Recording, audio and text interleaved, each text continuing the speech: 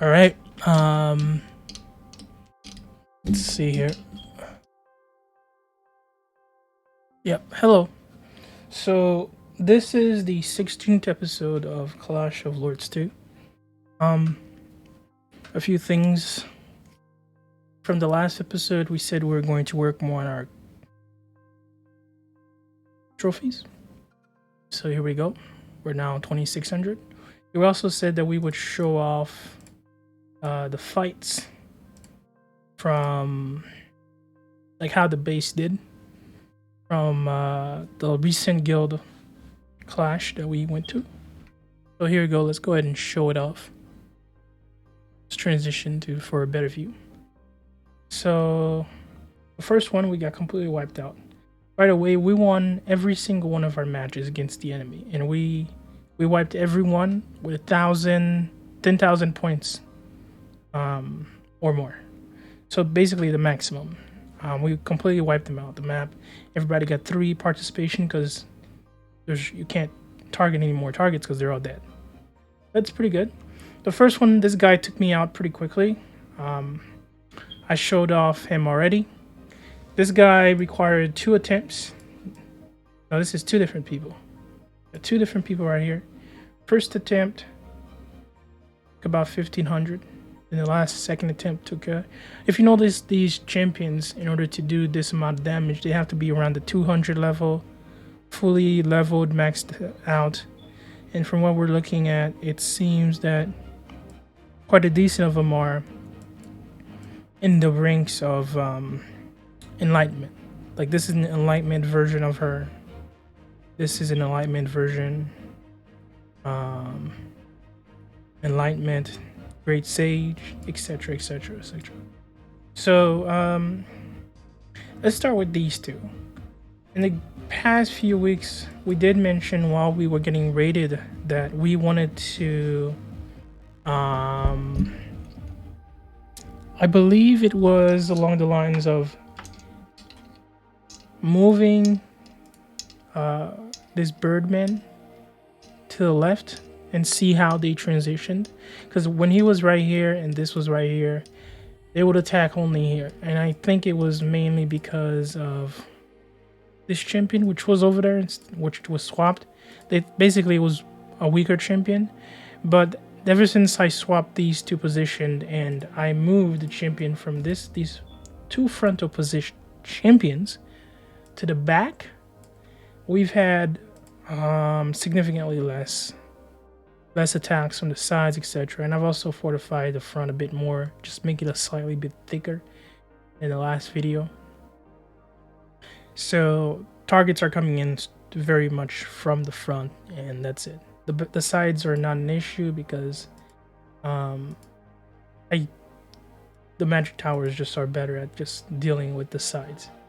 But other than that, we did do a few things before we jump into the videos. We did upgrade a few champions. So the first one I believe that we upgraded was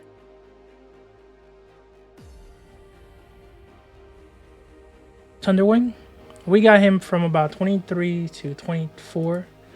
I think it was 22, 24. So only one more left for him to be fully maxed out in terms of just 3 enlightenment. So that's pretty good.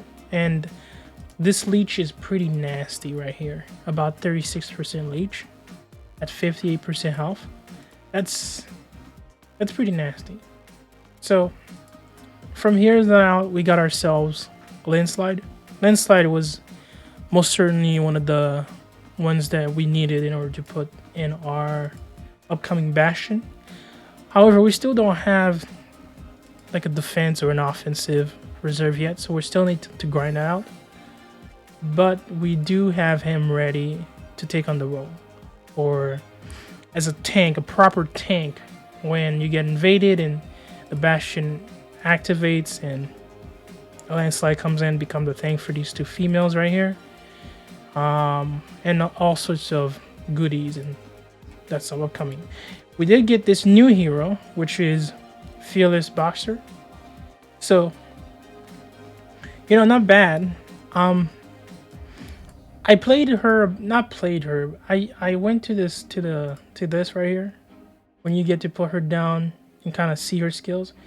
So let's go ahead and check it out. So she has this ultimate which basically creates a ring, and if they're in the ring, she can't be knocked back, stunned, etc. And but I'm kind of disappointed by her normal skill, which is this. It takes a while to charge up and then it punches out. Like she gets a few buffs for staying still, but it's just very gimmicky in my eyes. And then there's the ultimate, right? She got this massive thing, and then she charges up a punch, and boom, right? Like, I don't know. This one, it's. I don't think it's really. It feels like a turn-based game because of that. This champion feels like its playstyle would be best in a turn-based game, which, for those of you who don't know, is where, it's like chess. You make a move, you wait, the other person makes a move, or the computer makes a move, you wait, you make another. So that's what it feels like. And this right here, like that.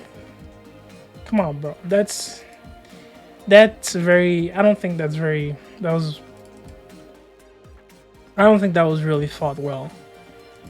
But let's go through her abilities. So when activated, she basically charges up, right? She can't. But if she can be silenced, so that will stop the ability, which sucks. Reflects 5% damage and increases the AoE. Nice. Basically, a charge, some buffs can be stopped in the process. Then you got the 8, increase deployed heroes crit rate by 5%. Versus their HP. When they do a crit, okay. Not really much. Fortitude. Next to random altar on the battlefield, up to fists exit at the same time. They will possess 80%. Max, the fist will absorb 50% damage. It has a 30%.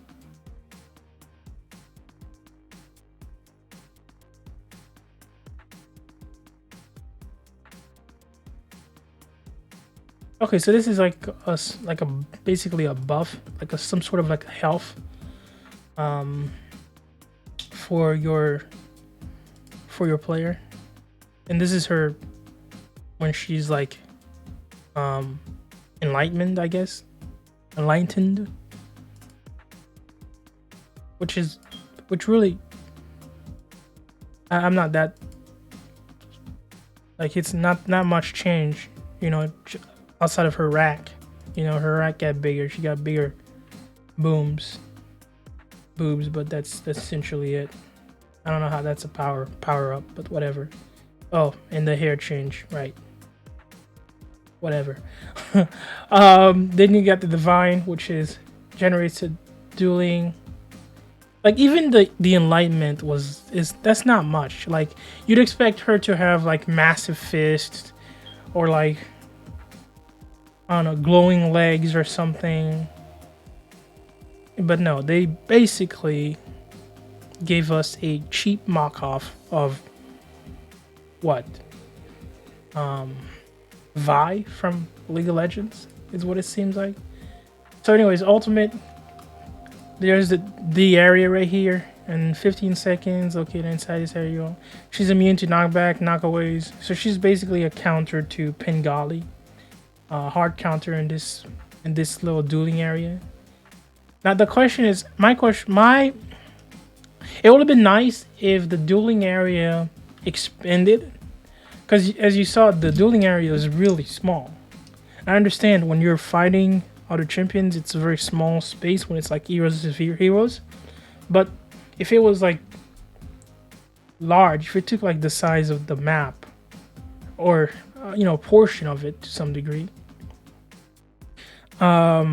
I could see where it like gives buffs to nearby towers, make it stronger. Maybe it's no longer a one-on-one, it's a all-on-one, type of mentality. But It's just very gimmicky. It's just the whole slow wait and punch. A lot can happen in those few seconds. A lot can happen. It's not realistic. And then so basically, in order for her to be of any use, she has to start with the ultimate and then get into the active. Otherwise, she's not gonna last. She's not a tanky champion at all. Then you got the insight, which is okay. For every 3 skills, including I can a chance to become berserk for Joseph.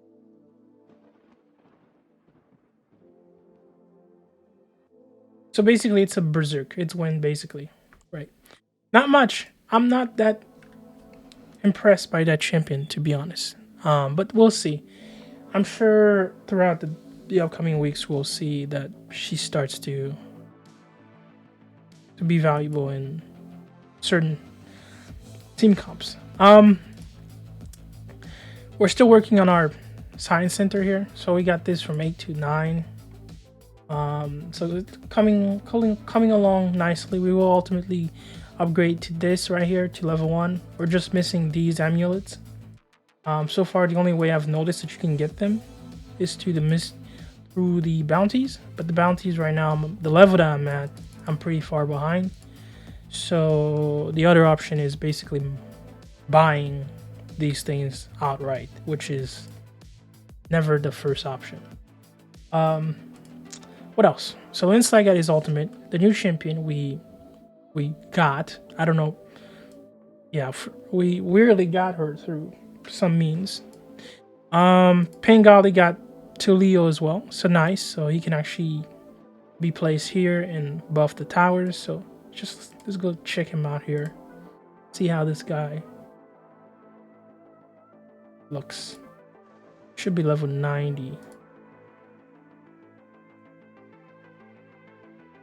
Is this him? 95? Pengali. There we go. Boom. Let's place you here, sir. Nope. Wrong one. Ooh, which one was here? This one? Nope. I think he was you. Whatever, man. Boom. There's the passive. This just became such a tough base to crack. Like, look at that. Look at this. Sniper tower. The first time HP is 1 tower plus 66% attack rate, 20% damage. And grants immunity for 3 seconds. Right? So no one's attacking on the sides. Everybody's only really doing the front or the very back, which is unlikely to be the back at all, because these 2 items have a lot of health, and this will put out the bastion very quickly once we got those. So it's really good. Like, it's not bad. I could just go for this instead of the one with Birdman. Like, this is a really powerful system, all in all.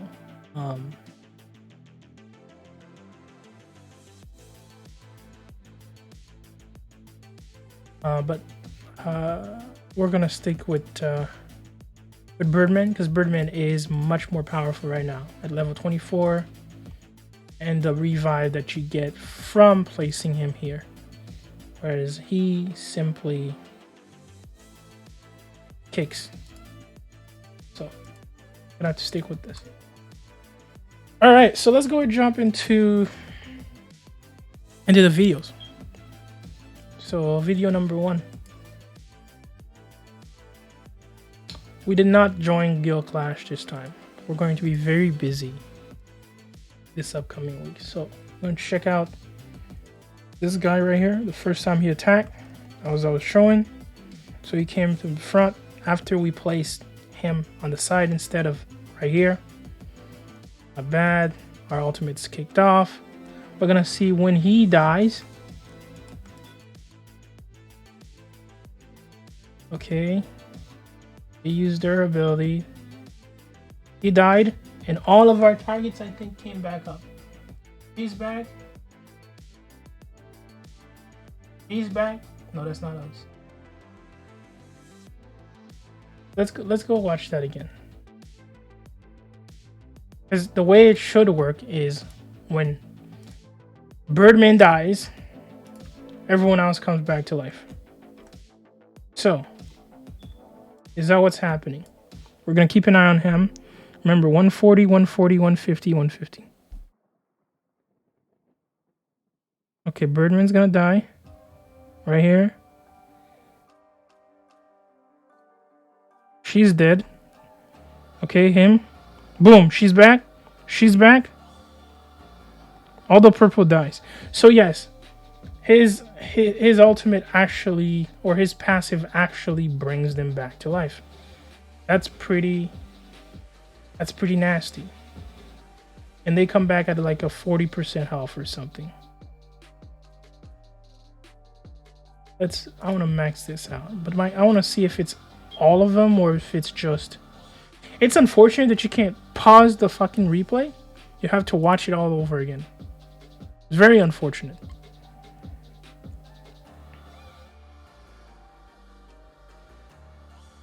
But yeah, that's I think is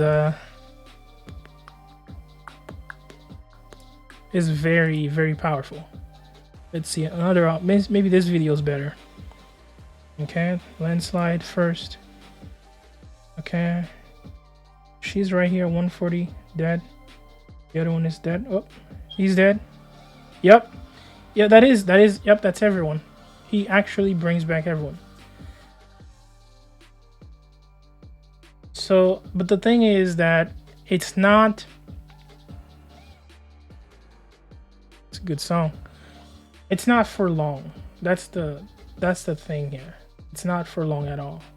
Like, it's for a very brief period of time in history.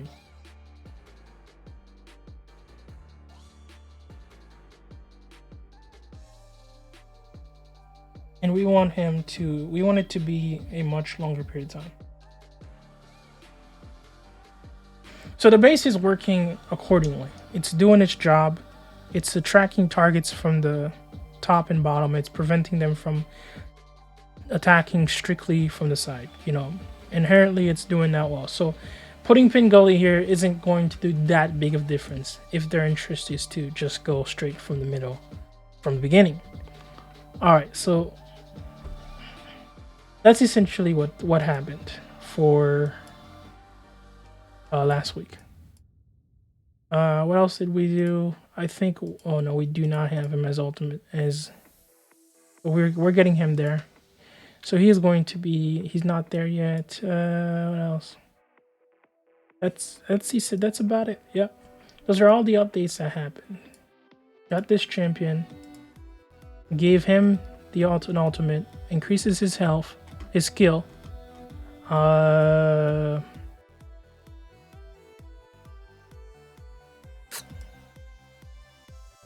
And got Pin Gully his Leo.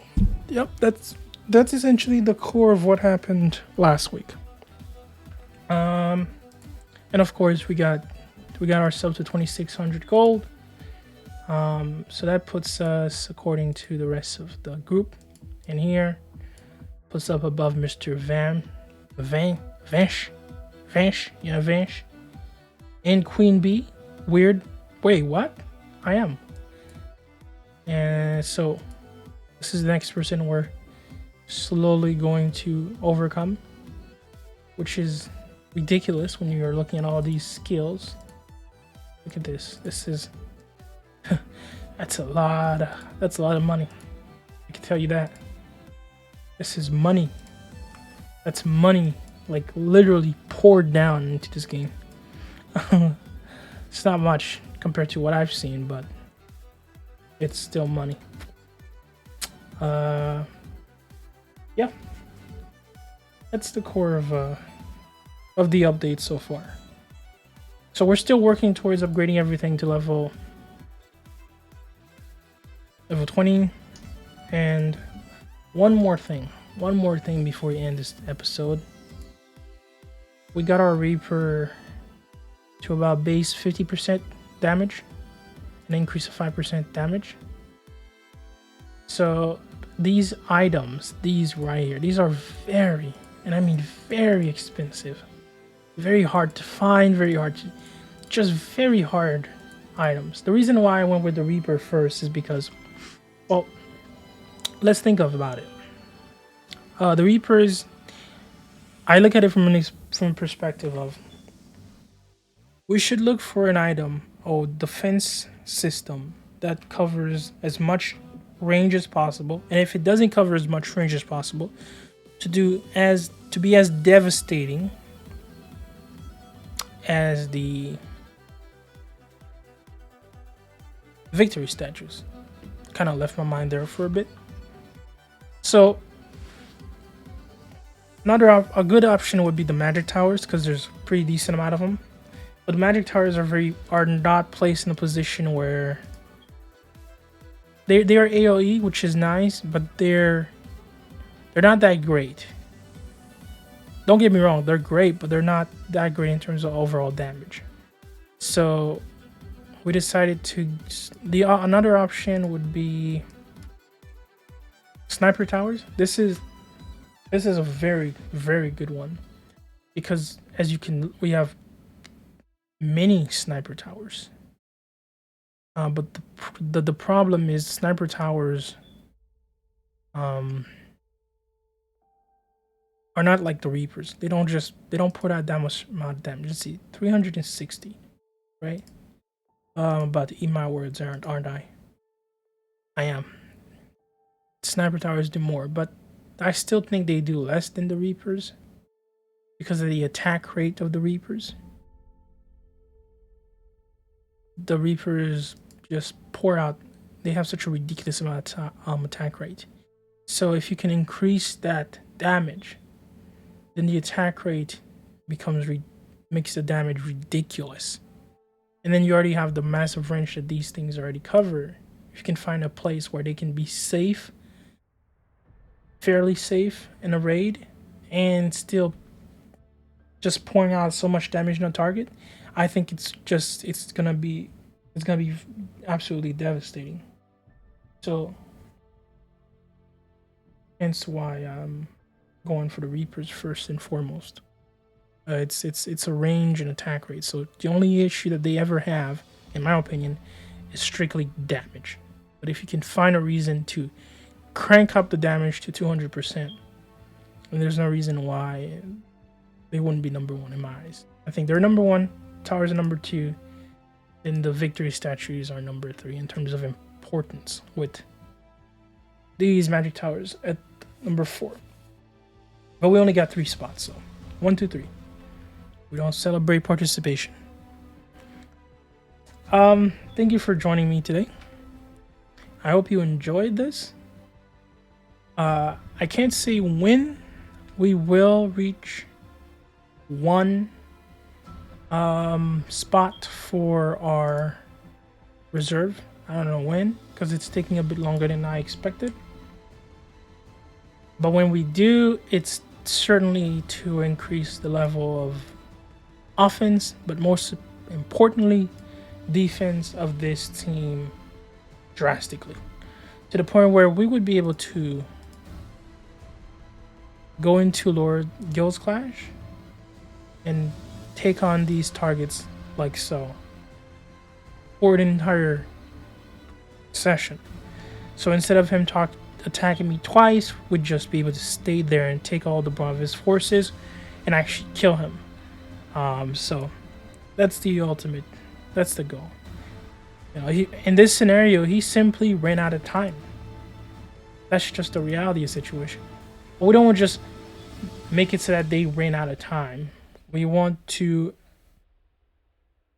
finish them right up here. We want to stop them from advancing. Yep. Thank you and good day. Bye bye.